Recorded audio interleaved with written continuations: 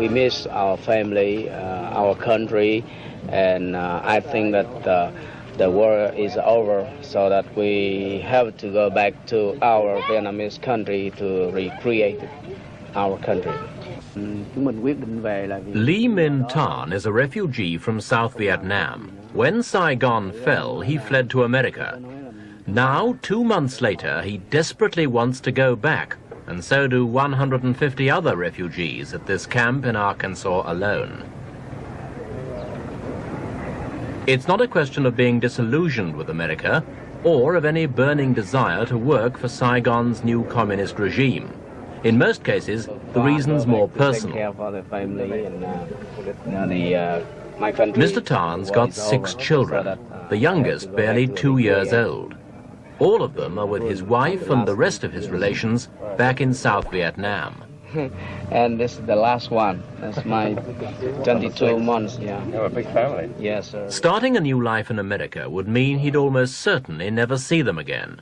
Most of the others who want to go are in a similar situation. Young men who simply can't face the future without the families they left behind. They know the days of the movement, but they do not let me use this out.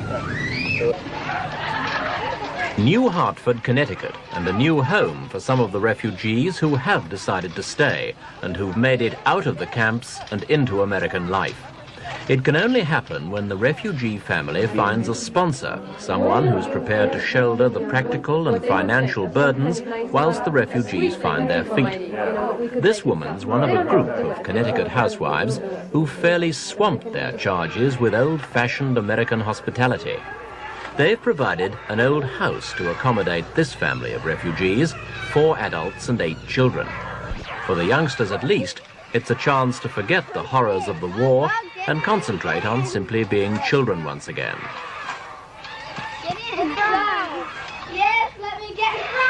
No! I can't let the little one get me. No! The little one will get me if I get in there.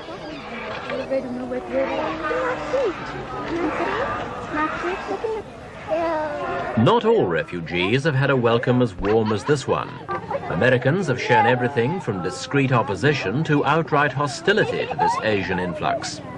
Even those who support the refugees say this isn't hospitality, it's patronage, and they maintain the whole operation simply isn't in the refugees' own interests. Reverend Jackson, you have some thoughts today about... It's a point of view well summarized by the Reverend Jesse Jackson, a black minister in Washington.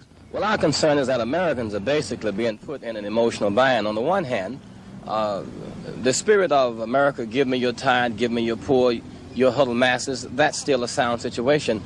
But this situation of extreme joblessness in the nation and people without a domestic plan and a domestic crisis, 100,000 refugees irritates that situation. We think that those people can better make an adjustment in their own culture. America has a moral obligation to help redevelop that nation economically. We turned them from a rice importing nation, a rice exporting nation, to an importing one. We defoliated that territory. Our other concern, of course, is 1.4 million Africans died during the African drought. And that was no great outpouring of concern to get into African refugees in this country. So I think it's another case of misplaced priorities. We have a national crisis in housing, education, jobs, and health. And this administration has provided no plan or counter plan, and that's going to irritate that situation by bringing in refugees from Vietnam. What you're saying is that these people will take jobs away, and apparently you think more from blacks than anyone else, or what? Well, the black and the poor. I think that we look at the housing crisis. It's at its worst in 42 years. And for all of the poor, no houses are going up. Needless to say, the present plan, blacks are being hired last and fired first.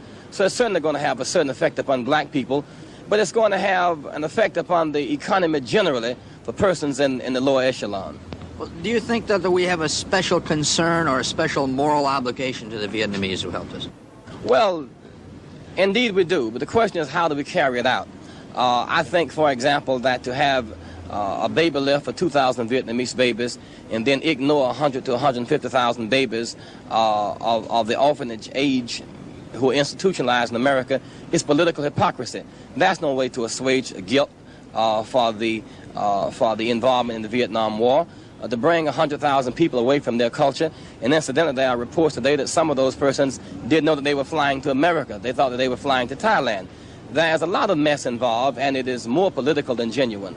Well, then what you're suggesting is you think this refugee situation should cease. It should be stopped. I think it should cease and desist immediately.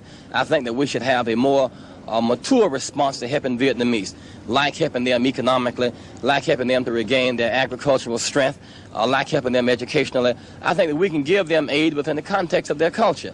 They're coming into a great American predicament right now in terms of race relations, in terms of domestic crisis. They will find it difficult to survive here, because I do not think that they will be welcomed by most Americans who are preoccupied with their own problems.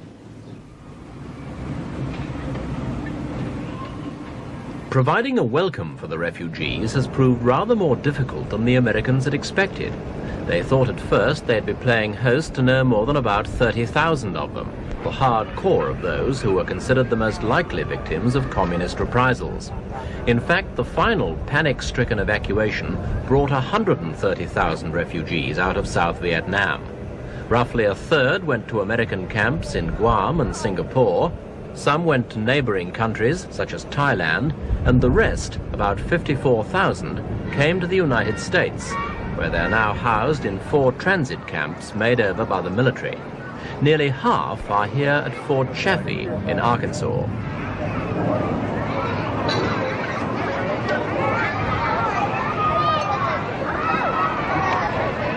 The refugees call this Little Saigon, or the Last Vietnam, and they've made themselves comfortable. They've set up their own clinic and their own Buddhist temple. They've also put their own stamp on the camp's Christian chapel.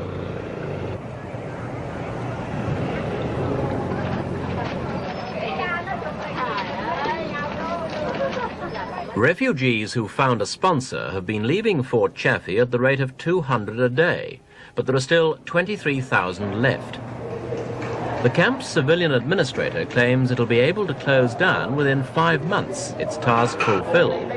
But outside critics believe the current difficulties in jobs and housing mean the refugees will still be here in a year's time. Senator Edward Kennedy has described the government's handling of the whole operation as a shambles. The government admits it's not resettling refugees as quickly as it had hoped, but it's convinced it will empty the camps before the program officially closes down in June 1976. Meanwhile, for those who want to return, the road back isn't easy. It starts here, where would-be returnees are faced with a formidable 5-page questionnaire which is sent to Saigon via the United Nations High Commissioner for Refugees. The process weeds out all but the most determined applicants, though the authorities have made it clear that anyone's entitled to go. What's not clear is whether the new regime will accept them.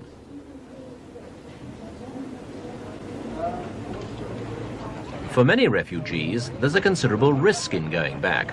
Lee Min Thanh worked for the Americans as a fire prevention officer. Is he afraid of reprisals? Sir, I do not fear anymore when I decided to go back, because I understand that no government wants to kill their people. If I go back to my country, I do what they want to do, and I'm sure that they never will kill me.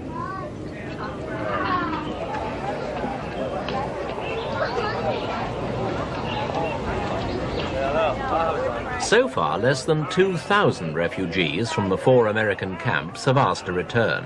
According to some estimates, the eventual figure could be as high as 20,000. Even if that proves to be accurate, it will still leave a considerable majority who have no thought of going back. Plucked from the middle of a long and bloody war, they see no alternative to putting down roots in America. Some of them are like their current hosts, middle class and fairly comfortably off, and for them, the problems of readjustment won't be too difficult. Let's go find the toys.